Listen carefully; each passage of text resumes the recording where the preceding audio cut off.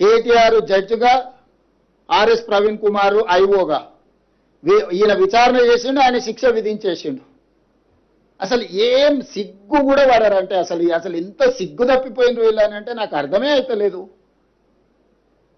ఇప్పుడు ప్రభుత్వానికి పోలీసులకు చట్టాలు ఉన్నాయి. ఫోక్సో కేసుల ఫిర్యాదు రాగానే ఎఫ్ఐఆర్ చేయాలా? 0 మీద ఎఫ్ఐఆర్ చేసినాం. ఎఫ్ఐఆర్ చేసిన తర్వాత పేరెంట్స్ స్టేట్మెంట్ చేసినాం. 24 అవర్స్లో అమ్మాయి స్టేట్మెంట్ రికార్డ్ చేయాలి.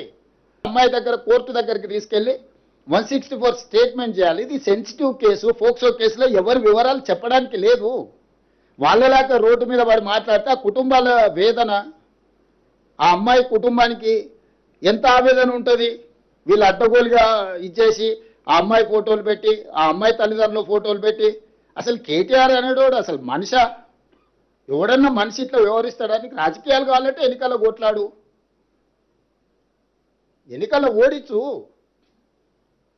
రాజకీయాల్లాగా చూడాలి, సమస్యను సమస్యలాగా చూడాలి. ఇది ఒక మైనర్ గర్ల్కి సంబంధించిన ఇష్యూ. దీంట్లో రాజకీయాలకు ఎందుకు? ప్రభుత్వం ఒక పద్ధతిలో చర్యలు తీసుకుంటున్నప్పుడు అందరినీ ఇందులోనే దీంతోనే మొత్తం ఒక మైనర్ అమ్మాయిని అడ్డం పెట్టుకొని రాజకీయంగా ఏదో సాధించినామని ఈ శాడిజం ఏంది?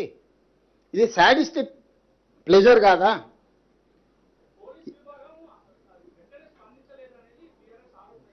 నేను అదేనా చెప్పేది, వాళ్ళ గురించి ఇప్పటి దగ్గర చెప్పింది. శాడిస్ట్ అని నేను చెప్తుంటే మళ్ళీ నువ్వు ఇంకా కొత్తది అడుగుతావేంది?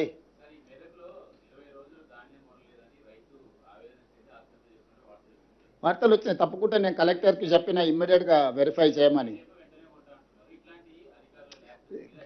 నేనేమంటున్నానంటే ఎక్కడైనా ఏదైనా సంఘటన జరిగితే ఆ కుటుంబాన్ని ఆదుకోవడమే కాకుండా దాని బాధ్యులైన అధికారుల మీద కూడా చర్యలు తీసుకుంటున్నాము. కొన్ని దగ్గరలో సంఘటనలు జరగలేదని మేము చెప్తలేం.